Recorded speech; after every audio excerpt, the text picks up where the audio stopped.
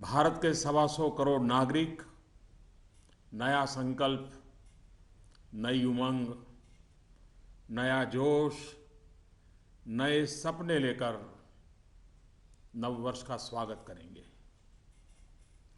दिवाली के तुरंत बाद हमारा देश ऐतिहासिक शुद्धि यज्ञ का गवाह बना है। 125 करोड़ देशवासियों के धैर्य और संकल्प शक्ति से ये जो शुद्धि यज्ञ चला, आने वाले अनेक वर्षों तक यह देश की दिशा निर्धारित करने में अहम भूमिका निभाएगा। ईश्वर दत्त मानव स्वभाव अच्छाइयों से भरा रहता है, लेकिन समय के साथ आई विकृतियां, बुराइयों के जंजाल में वो घुटन महसूस करने लगता है। भीतर की अच्छाइयों के कारण विकृतियां और बुराइयों की घुटन से बाहर निकलने के लिए वो छटपटाता रहता है। हमारे राष्ट्र जीवन और समाज जीवन में भ्रष्टाचार, काला धन, जाली नोटों के जाल ने ईमानदार को भी घुटने टेकने के लिए मजबूर कर दिया था। उसका मन स्वीकार नहीं करता था, लेकिन उसे परिस्थितियों को सहना पड़ता था, मजबूरन स्वीकार करना पड़ता था। दिवाली के बाद की घटनाओं से ये सिद्ध हो चुका है कि करोड़ों देशवासी ऐसी घुटन से मुक्ति के अवसर की तलाश कर रहे थे। हमारे देशवासियों की अंतर ऊर्जा को हमने कई बार अनुभव किया है। चाहे सन 62 की लड़ाई हो, 65 की लड़ाई हो, 71 की लड़ाई हो, करगिल का युद्ध हो, भारत के कोटि कोटि नागरिकों की संगठित शक्तियों और अप्रतिम देशभक्ति के हमने दर्शन किए हैं। कभी ना कभी बुद्धिजीवी वर्ग इस बात की चर्चा जरूर करेगा कि बाह्य शक्तियों के सामने तो देशवासियों का संकल्प सहज बात है, लेकिन जब देश के कोटि कोटि नागरिक अपने ही भीतर घर कर गई बीमारियों के खिलाफ, बुराइयों के खिलाफ, विकृतियों के खिलाफ लड़ाई लड़ने के लिए मैदान में उतरते हैं, तो वो घटना हर किसी को नए सिरे से सोचने के लिए प्रेरित करती है। दिवाली के बाद लगातार देशवासी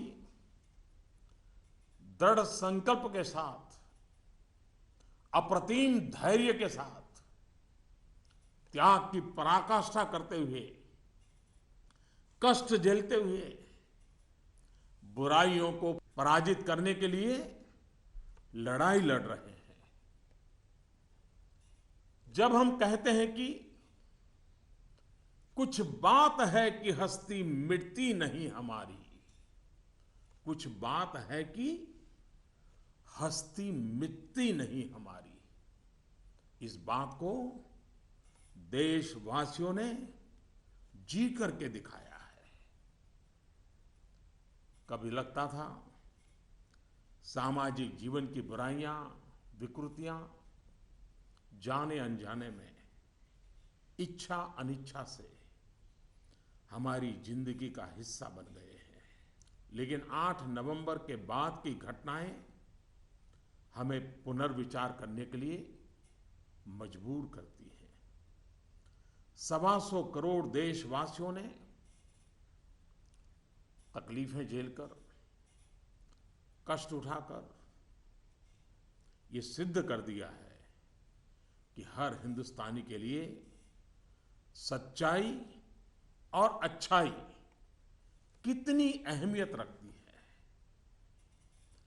काल के कपाल पर यह अंकित हो चुका है कि जनशक्ति का सामर्थ्य क्या होता है, उत्तम अनुशासन किसे कहते हैं, अपप्रचार की आंधी में सत्य को पहचानने की विवेक बुद्धि किसे कहते हैं, सामर्थ्यवान बेबाक बेईमान के सामने ईमानदारी का संकल्प कैसे विजय पाता है, गरीबी से बाहर निकलने को आतुर जिंदगी भव्य भारत के निर्माण के लिए क्या कुछ नहीं कर सकती। देशवासियों ने जो कष्ट झेला है वो भारत के उज्जवल भविष्य के लिए नागरिकों के त्याग की मिसाल है। 125 करोड़ देशवासियों ने संकल्पबद्ध होकर अपने पुरुषार्थ से, अपने परिश्रम से, अपने पसीने से उज्जवल भविष्य की आधारशिला रखी है। आमतौर पर जब अच्छाई के लिए आंदोलन होते हैं तो सरकार और जनता आमने सामने होती है। यह इतिहास की ऐसी मिसाल है जिसमें सच्चाई और अच्छाई के लिए सरकार और जनता दोनों मिलकर कंधे से कंधा मिलाकर लड़ाई लड़ रहे हैं। मेरे प्यारे देशवासियों, मैं जानता हूं कि बीते दिनों आपको अपना ही पैसा निकालने के लिए घंटों लाइन में लगना पड़ा, परेशानी उठानी पड़ी। इस दौरान मुझे सैकड़ों हजारों चिट्ठियां भी मिली हैं। हर किसी ने अपने विचार रखे हैं, संकल्प भी दोहराया है, साथ ही साथ अपना दर्द भी मुझसे साझा किया है। इन सब में एक बात मैंने हमेशा अनुभव की, आपने मुझे अपना मानकर के बातें कही हैं। भ्रष्टाचार, काला धन, जाली नोट के खिलाफ लड़ाई में आप एक कदम भी पीछे नहीं रहना चाहते हैं। आपका ये प्यार आशीर्वाद की तरह है। अब प्रयास यह है कि नववर्ष में हो सके उतना जल्दी बैंकों को सामान्य स्थिति की तरफ ले जाया जाए। सरकार में इस विषय से जुड़े सभी जिम्मेदार व्यक्तियों से कहा गया है कि बैंकिंग व्यवस्था को सामान्य करने पर ध्यान केंद्रित किया जाए। विशेषकर ग्रामीण इलाकों में, दूर दराज वाले इलाकों में प्रोएक्टिव होकर के हर छोटी से छोटी कमी को दूर किया जाए ताकि गांव के नागरिकों की, किसानों की कठिनाइयां खत्म हो। प्यारे भाइयों और बहनों, हिंदुस्तान ने जो करके दिखाया है, ऐसा विश्व में तुलना करने के लिए कोई उदाहरण नहीं है। बीते कुछ वर्षों में 1000 और 500 के नोट सामान्य प्रचलन में कम और पैरेलल इकोनॉमी में ज्यादा चल रहे थे। हमारी समकक्ष जो अर्थव्यवस्था वाले देशों में भी इतना कैश नहीं होता जितना हमारे यहां पहाड़ के पहाड़ हो गए। हमारी अर्थव्यवस्था में बेतहाशा बढ़े हुए नोट महंगाई बढ़ा रहे थे, काला बाजारी बढ़ा रहे थे, देश के गरीब से उसका अधिकार छीन रहे थे। अर्थव्यवस्था में कैश का अभाव, नगद का अभाव तकलीफदेह है। तो हम ये भी न भूले, कैश का प्रभाव, नगद का प्रभाव और अधिक तकलीफदेह होता है। हमारा ये प्रयास है कि इसका संतुलन बना रहे। एक बात में सभी अर्थशास्त्रियों की सहमति है कि कैश अथवा नगद अगर अर्थव्यवस्था से बाहर होते हैं तो विपत्ति है। वही कैश या नकद अगर अर्थव्यवस्था की मुख्य धारा में हो तो विकास का साधन बनता है। इन दिनों करोड़ों देशवासियों ने जिस धैर्य, अनुशासन और संकल्प शक्ति के दर्शन कराए हैं, अगर आज लाल बहादुर शास्त्री होते, जयप्रकाश नारायण होते, राम मनोहर लोहिया होते, कामराज जी होते, तो अवश्य देशवासियों को भरपूर आशीर्वाद देते। किसी भी देश के लिए ये एक शुभ संकेत है कि उसके नागरिक कानून और नियमों का पालन करते हुए गरीबों की सेवा में सरकार की सहायता के लिए मुख्य धारा में वापस आना चाहते हैं। इन दिनों इतने अच्छे अच्छे उदाहरण सामने आए हैं जिसका वर्णन करने में हफ्तों बीत जाए। नकद में कारोबार करने पर मजबूर अनेक नागरिकों ने कानून नियम का पालन करते हुए मुख्य धारा में आने की इच्छा प्रकट की है। यह अप्रत्याशित है और सरकार इसका स्वागत करती है। मेरे प्यारे देशवासियों, हम कब तक सच्चाइयों से मुंह मोड़ते रहेंगे?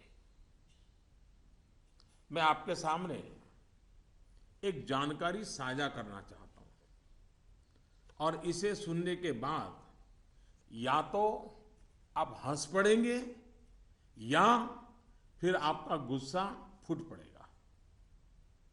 आपको जानकर के हैरानी होगी, सरकार के पास दर्ज की गई जानकारी के हिसाब से देश में सिर्फ और सिर्फ 24 लाख लोग ये स्वीकारते हैं कि उनकी आय 10 लाख रुपये सालाना से ज्यादा है। क्या किसी देशवासी के गले ये बात उतरेगी? आप भी अपने आसपास बड़ी बड़ी कोठियां, बड़ी बड़ी गाड़ियां देखते ही होंगे। देश के बड़े बड़े शहरों को ही देखें तो किसी एक शहर में आपको सालाना 10 लाख से अधिक आय वाले लाखों लोग मिल जाएंगे। क्या आपको नहीं लगता कि देश की भलाई के लिए ईमानदारी के आंदोलन को और अधिक ताकत देने की जरूरत है? भ्रष्टाचार, काले धन के खिलाफ इस लड़ाई की सफलता के कारण ये चर्चा बहुत स्वाभाविक है कि अब बेईमानों का क्या होगा, बेईमानों पर क्या बीतेगी, बेईमानों को क्या सजा होगी। भाइयों और बहनों, कानून कानून का काम करेगा, पूरी कठोरता से करेगा, लेकिन सरकार के लिए इस बात की भी प्राथमिकता है कि ईमानदारों को मदद कैसे मिले, ईमानदारों को सुरक्षा कैसे मिले, ईमानदारी की जिंदगी बिताने वालों की कठिनाई कैसे कम हो, ईमानदारी अधिक प्रतिष्ठित कैसे हो। ये सरकार सज्जनों की मित्र है और दुर्जनों को सज्जनता के रास्ते पर लौटाने के लिए उपयुक्त वातावरण को तैयार करने के पक्ष में है। वैसे ये भी एक कड़वा सत्य है कि लोगों को सरकार की व्यवस्थाओं, कुछ सरकारी अफसरों और लाल फीताशाही से जुड़े कटु अनुभव होते रहते हैं। इस कटु सत्य को नकारा नहीं जा सकता। इस बात से कौन इनकार कर सकता है कि नागरिकों से ज्यादा जिम्मेवारी अफसरों की है, सरकार में बैठे छोटे बड़े व्यक्ति की है। और इसलिए चाहे केंद्र सरकार हो, राज्य सरकार हो या फिर स्थानीय निकाय, सबका दायित्व है कि सामान्य से सामान्य व्यक्ति के अधिकार की रक्षा हो, ईमानदारों की मदद हो और बेईमान अलग थलग हो। दोस्तों, पूरी दुनिया में एक सर्वसामान्य तथ्य है कि आतंकवाद, नक्सलवाद, जाली नोटों का कारोबार, ड्रग के धंधे से जुड़े लोग, मानव तस्करी से जुड़े लोग, हथियारों के कारोबार में लगे लोग, ये सब लोग काले धन पर ही निर्भर रहते हैं। ये समाज और सरकारों के लिए नासूर बन गया है। इस एक निर्णय ने इन सब पर गहरी चोट पहुंचाई है। आज काफी संख्या में नौजवान हिंसा का रास्ता छोड़ मुख्य धारा में लौट रहे हैं। अगर हम जागरूक रहें तो अपने बच्चों को हिंसा और अत्याचार के उन रास्तों पर वापस लौटने से बचा पाएंगे। इस अभियान की सफलता इस बात में भी है कि अर्थव्यवस्था की मुख्य धारा से बाहर जो धन था वो बैंकों के माध्यम से अर्थव्यवस्था की मुख्य धारा में वापस आ गया है। पिछले कुछ दिनों की घटनाओं से ये सिद्ध हो चुका है कि चालाकी के रास्ते खोजने वाले बेईमान लोगों के लिए आगे के रास्ते बंद हो चुके हैं। टेक्नोलॉजी ने इसमें बहुत बड़ी सेवा की है।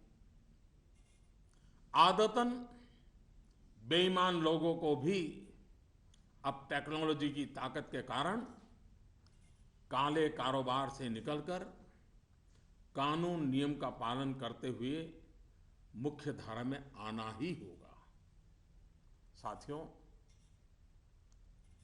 बैंक कर्मचारियों ने इस दौरान दिन रात एक किए हैं।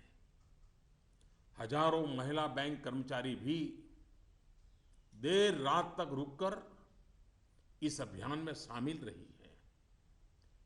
पोस्ट ऑफिस में काम करने वाले लोग, बैंक मित्र, सभी ने सराहनीय काम किया है।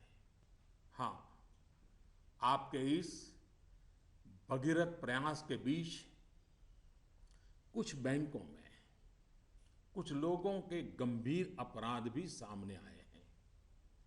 कहीं कहीं सरकारी कर्मचारियों ने भी गंभीर अपराध किए हैं और आदतन फायदा उठाने का निर्लज्ज प्रयास भी हुआ है। इन्हें बख्शा नहीं जाएगा। भाइयों बहनों, देश के बैंकिंग सिस्टम के लिए एक स्वर्णिम अवसर है। इस ऐतिहासिक अवसर पर मैं देश के सभी बैंकों से आग्रहपूर्वक एक बात कहना चाहता हूं।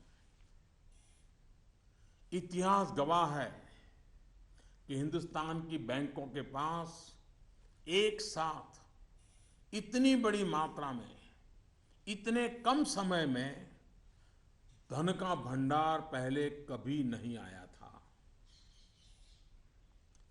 बैंकों की स्वतंत्रता का आदर करते हुए मेरा आग्रह है कि बैंक अपनी परंपरागत प्राथमिकताओं से बाहर निकलकर अब देश के गरीब, निम्न मध्यम वर्ग और मध्यम वर्ग को केंद्र में रखकर अपने कार्य का आयोजन करें।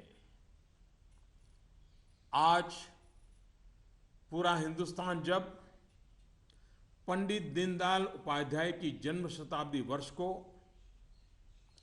गरीब कल्याण वर्ष के रूप में मना रहा है, तब बैंक भी लोकहित के, गरीब कल्याण के इस अवसर को हाथ से न जाने दे। हो सके उतना जल्दी लोकहित में उचित निर्णय करें और उचित कदम उठाएं। जब निश्चित लक्ष्य के साथ नीति बनती है, योजनाएं बनती हैं, तो लाभार्थी का सशक्तिकरण तो होता ही है, साथ साथ इसके तात्कालिक और दूरगामी फल भी अवश्य मिलते हैं। पाई पाई पर बारीक नजर रहती है और इससे अच्छे परिणामों की संभावना भी पक्की होती है। गांव, गरीब, किसान, दलित, पीड़ित, शोषित, वंचित और हमारी महिलाएं जितनी सशक्त होगी, आर्थिक रूप से अपने पैरों पर खड़ी होगी, देश उतना ही मजबूत बनेगा और विकास भी उतना ही तेज होगा। सबका साथ, सबका विकास, इस ध्येय वाक्य को चरितार्थ करने के लिए नववर्ष की पूर्व संध्या पर देश के 125 करोड़ नागरिकों के लिए सरकार कुछ नई योजनाएं ला रही है। दोस्तों, स्वतंत्रता के इतने साल बाद भी देश में लाखों गरीबों के पास अपना घर नहीं है। जब अर्थव्यवस्था में काला धन बढ़ा तो मध्यम वर्ग की पहुंच से घर भी खरीदना दूर हो गया था। गरीब, निम्न मध्यम वर्ग और मध्यम वर्ग के लोग घर खरीद सकें, इसके लिए सरकार ने कुछ बड़े फैसले लिए हैं। अब प्रधानमंत्री आवास योजना के तहत शहरों में इस वर्ग को नए घर देने के लिए 2 नई स्कीमें बनाई गई हैं। इसके तहत 2017 में घर बनाने के लिए 9 लाख रुपए तक के कर्ज पर ब्याज में 4% की छूट और 12 लाख रुपए तक के कर्ज पर ब्याज में 3% की छूट दी जाएगी। सरकार ने प्रधानमंत्री आवास योजना के तहत गांवों में बनने वाले घरों की संख्या को बढ़ा दिया है। यानी जितने घर पहले बनने वाले थे उससे 33% ज्यादा घर बनाए जाएंगे।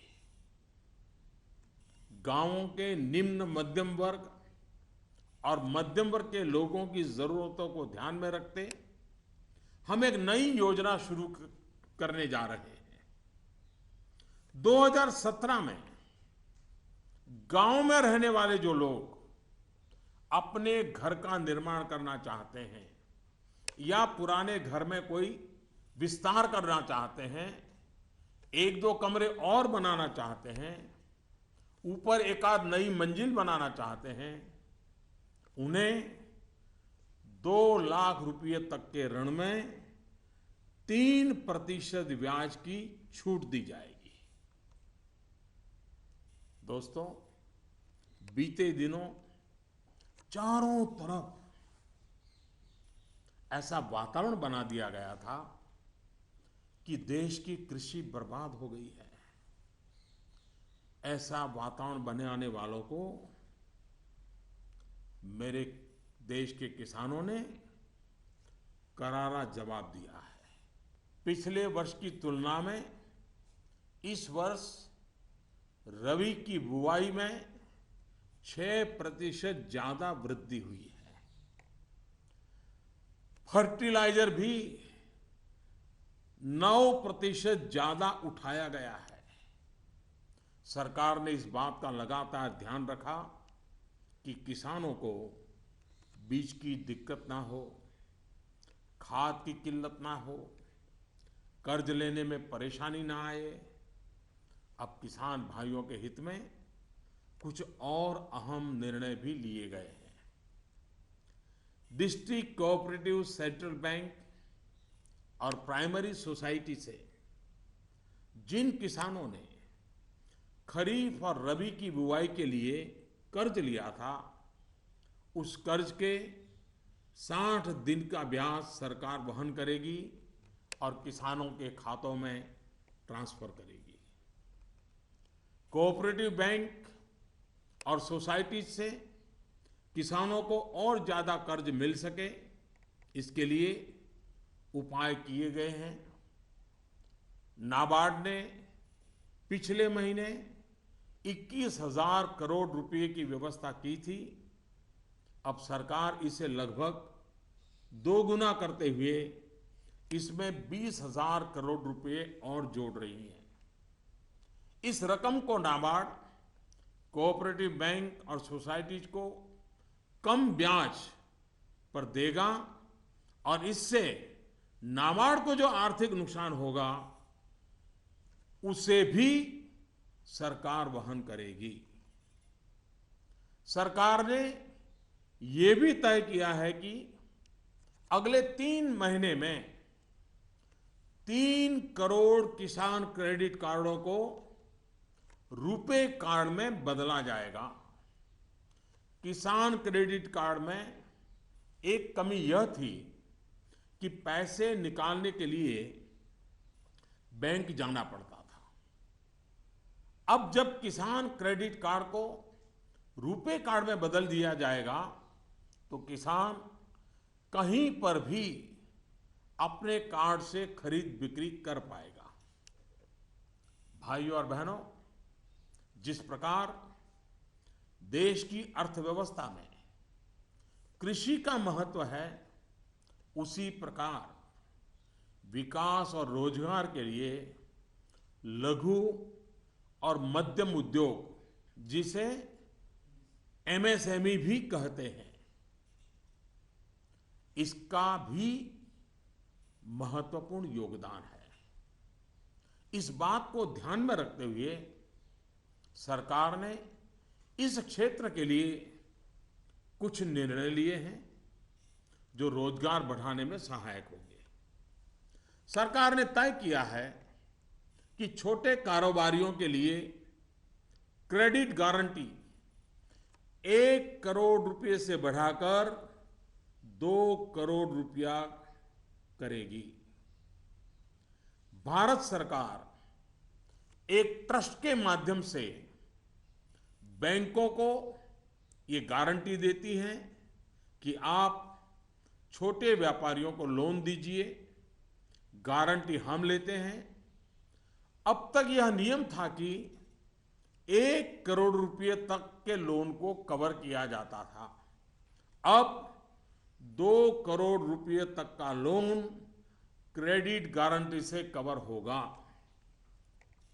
एनबीएफसी यानी कि नॉन बैंकिंग फाइनेंशियल कंपनी से दिया गया लोन भी इसमें कवर होगा। सरकार के इस फैसले से छोटे दुकानदार, छोटे उद्योगों को ज्यादा कर्ज मिलेगा। गारंटी का खर्च केंद्र सरकार द्वारा वहन करने के कारण इन पर ब्याज दर भी कम होगी। सरकार ने बैंकों को ये भी कहा है कि छोटे उद्योगों के लिए कैश क्रेडिट लिमिट को 20% से बढ़ाकर 25% करें। इसके अलावा डिजिटल माध्यम से हुए ट्रांजैक्शन पर वर्किंग कैपिटल लोन 20% से बढ़ाकर 30% तक करने को कहा गया है। नवंबर में इस सेक्टर से जुड़े बहुत से लोगों ने कैश डिपॉजिट किया है। बैंकों को कहा गया है कि वर्किंग कैपिटल तय करते वक्त इस बात का भी संज्ञान लिया जाए। कुछ दिन पहले ही सरकार ने छोटे कारोबारियों को टैक्स में बहुत बड़ी राहत देने का भी निश्चय किया था। जो कारोबारी साल में 2 करोड़ रुपए तक का व्यापार करते हैं, उनके टैक्स की गणना 8% आय को मानकर की जाती थी। अब ऐसे व्यापारी के डिजिटल लेन देन पर टैक्स की गणना 6% आय मानकर के की जाएगी। इस तरह उनका टैक्स काफी कम हो जाएगा। दोस्तों, मुद्रा योजना की सफलता निश्चित तौर पर बहुत ही उत्साहवर्धक रही है। पिछले साल करीब करीब 3.5 करोड़ लोगों ने इसका फायदा उठाया है। दलित, आदिवासी, पिछड़ों एवं महिलाओं को प्राथमिकता देते हुए सरकार का इसे अब डबल करने का इरादा है। मैं माताओं बहनों से भी एक बात करना चाहता हूं। गर्भवती महिलाओं के लिए भी एक देशव्यापी योजना की शुरुआत की जा रही है। अब देश के सभी 650 से ज्यादा जिलों में सरकार गर्भवती महिलाओं को अस्पताल में पंजीकरण और डिलीवरी, टीकाकरण और पौष्टिक आहार के लिए 6,000 रुपये की आर्थिक मदद करेगी। ये राशि गर्भवती महिलाओं के अकाउंट में ट्रांसफर की जाएगी, सीधी उनके खाते में जमा कर दी जाएगी। देश में माता मृत्यु दर को कम करने में इस योजना से बड़ी सहायता मिलेगी। वर्तमान में ये योजना सिर्फ 4,000 रुपये की आर्थिक मदद और पायलट प्रोजेक्ट के रूप में सिर्फ 53 जिलों में चलाई जा रही है। भारत में सीनियर सिटीजन्स, वरिष्ठ नागरिकों की संख्या भी बहुत है।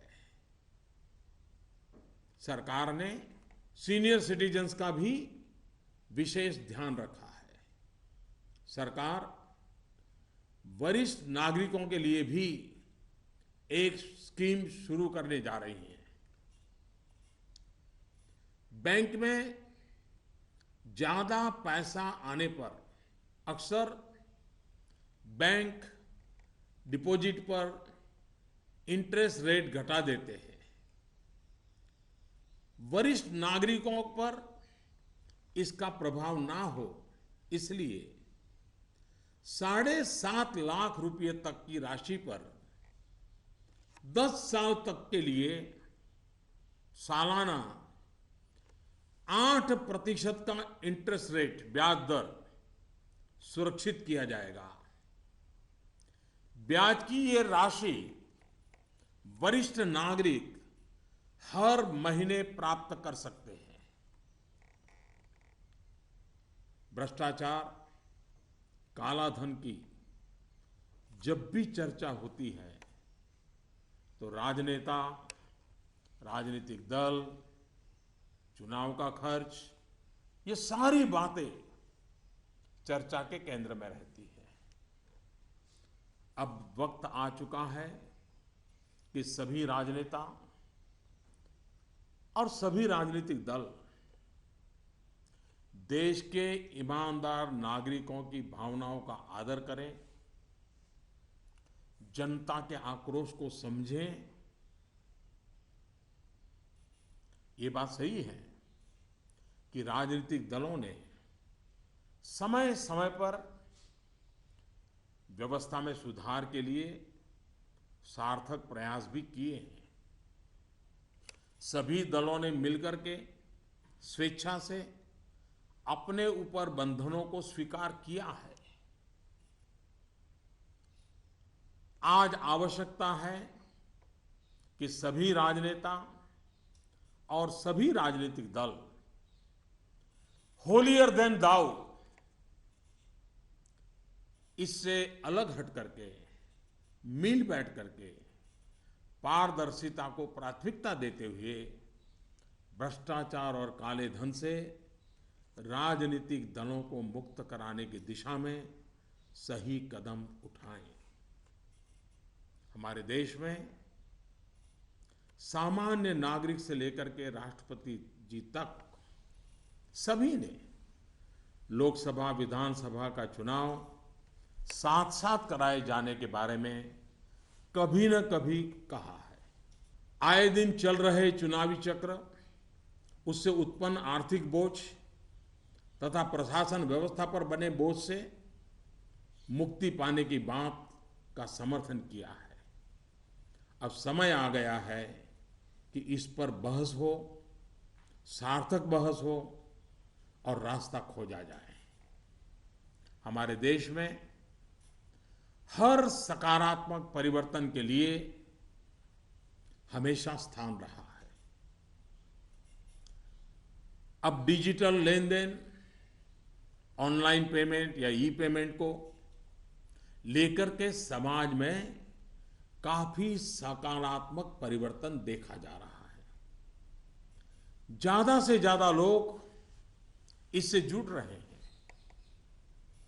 कल ही सरकार ने बाबा साहेब भीमराव अंबेडकर के नाम पर डिजिटल ट्रांजैक्शन के लिए पूरी तरह एक स्वदेशी प्लेटफॉर्म भीम लॉन्च किया है।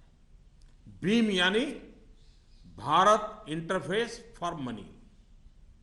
मैं देश के युवाओं से, व्यापारी वर्ग से, किसानों से आग्रह करता हूं कि भीम से ज्यादा जुड़े। साथियों, दिवाली के बाद जो घटनाक्रम रहा, निर्णय हुए, नीतियां बनी, इनका मूल्यांकन अर्थशास्त्री तो करेंगे ही, लेकिन अच्छा होगा कि देश के समाजशास्त्री, इतिहासविद भी इस पूरे घटनाक्रम, निर्णय और नीतियों का मूल्यांकन करें।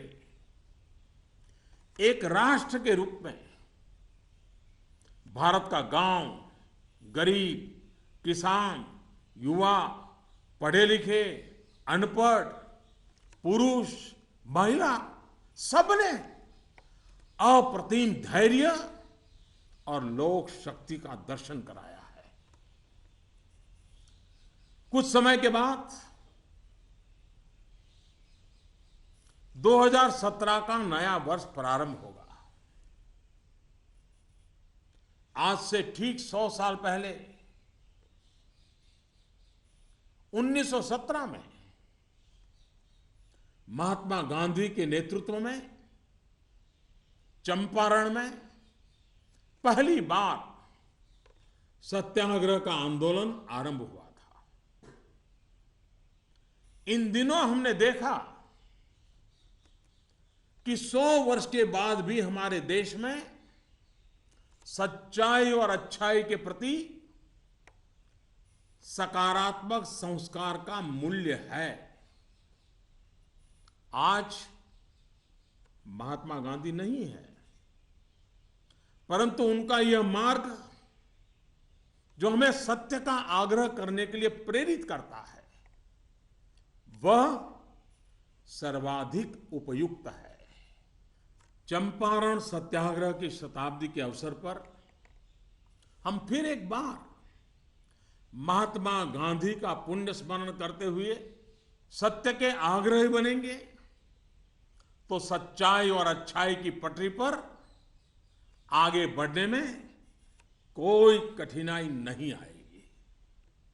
भ्रष्टाचार और काले धन के खिलाफ इस लड़ाई को हमें रुकने नहीं देना है। सत्य का आग्रह संपूर्ण सफलता की गारंटी है। 125 करोड़ का देश हो, 65% जनसंख्या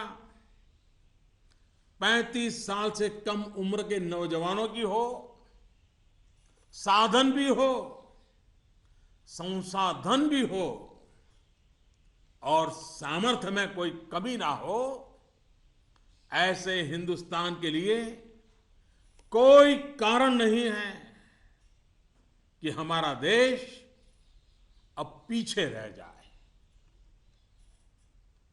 नववर्ष की नई किरण नई सफलताओं का संकल्प लेकर के आ रही है। आइए हम सब मिलकर चल पड़े, बाधाओं को पार करते चले, एक नए उज्जवल भविष्य का निर्माण करें। बहुत बहुत धन्यवाद। जय Hind.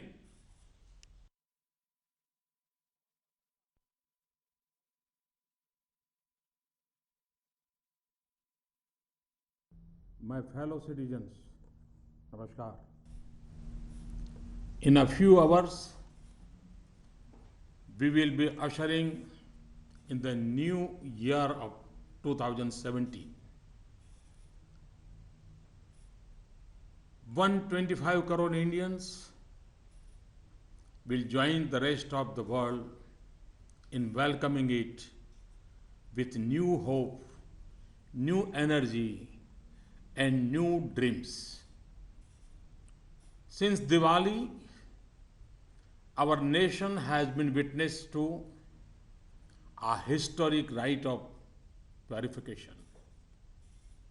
The patience, discipline, and resolve displayed by 125 crore Indians will play a critical role in shaping the future of the nation for years to come. In God's creation, humans are endowed with fundamental goodness. With time, the distortions of badness creep in. People feel suffocated in a bad environment and struggle to come out of it. Corruption, black money, and counterfeit notes had become so rampant in India's social fabric that even honest people were brought to their knees. People were forced by circumstances in defiance of their inherent goodness it seems at times that the evils and corruptions of society, knowingly or unknowingly, intentionally or unintentionally, had become a part of our daily lives. Developments post Diwali have shown that crores of Indians were looking for an escape from this suffocation. We have, during the external aggressions of 1962, 1965, 1977, and Kargil, witnessed the intrinsic strength of our citizens, such as collective energy and patriotism, is understandable in the face of external threats. However, when crores of Indians unite to fight a war against internal evils, it is unparalleled. Indians have, with firm resolve and infinite patience, faced difficulties with a smile, redefining the concept of sacrifice. We have lived these ideals. 125 crore Indians have shown in their fortitude the importance we place in truth and goodness. This has been written on the sands of time. Indians have displayed the strength of people power, utmost discipline, and the ability to discern the truth in a storm of disinformation. They have shown that resolute honesty can defeat dishonesty. They have shown how much even people trapped in poverty are willing to do to build a glorious India. The people, through persistence, sweat, and toil, had demonstrated to the world an unparalleled example of citizen sacrifice for the brighter future of nation. Usually, when people's movements have arisen, the people and the government have been at loggerheads. It is historic that both the people and the government are on the same side in this battle against evil. The government is well aware that in this period you had to queue up and face difficulty in withdrawing your own money. I received letters from many people. They have shared their pain and sorrow with me, but also emphasized their support. You have talked to me as one of your own. In this fight against corruption and black money, it is clear that you wish to walk shoulder to shoulder with us. For us in government, this is a blessing. My effort is to take the banking system to normalcy as fast as possible in the new year.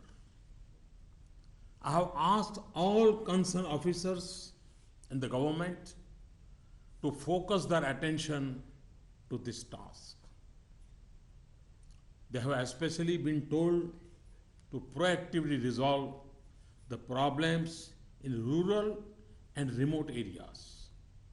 Friends, there is no precedent globally to what India has done. Nations similar to us do not have the amount of currency that we had.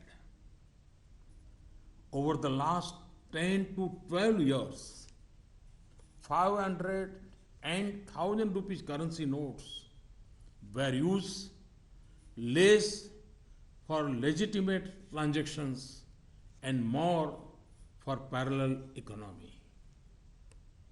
The excess of cash was fueling inflation and black marketing. It was denying the poor their due. Lack of cash causes difficulty, but excess of cash is even more troublesome. Our aim is to achieve a balance. Economists agree that when cash is outside the formal economy, it is a cause of worry. When it joins the mainstream, it is an opportunity for development. I'm sure if great sons of India like Jayaprakash Narayan, Lal Bahadur Shastri, Ram Manohar Lohia, Kamaraj ji had been present today, they would have applauded the patience, discipline, and resolve of our countrymen. In the past few weeks, there have been many gratifying instances. It would take weeks to list them. It is a healthy trend for any nation when the people wish to join the mainstream, abiding by the law and helping the government in serving the poor. Friends, how long will we overlook facts that stare us in the face? I wish to share some information with you which will either make you laugh or make you angry. According to information with the government, there are only 24 lakh people in India who accept that their annual income is more than 10 lakhs rupees. Can we digest this? Look at the big bungalows and big cars around you. If we look at any big city, it would have lakhs of people with annual income of more than 10 lakh. Do you not feel that for the good of the country, this movement for honesty need to be further strengthened? In this fight against corruption and black money, it is natural to debate the fate of the dishonest. What punishment will they get? The law will take its own course with its full force.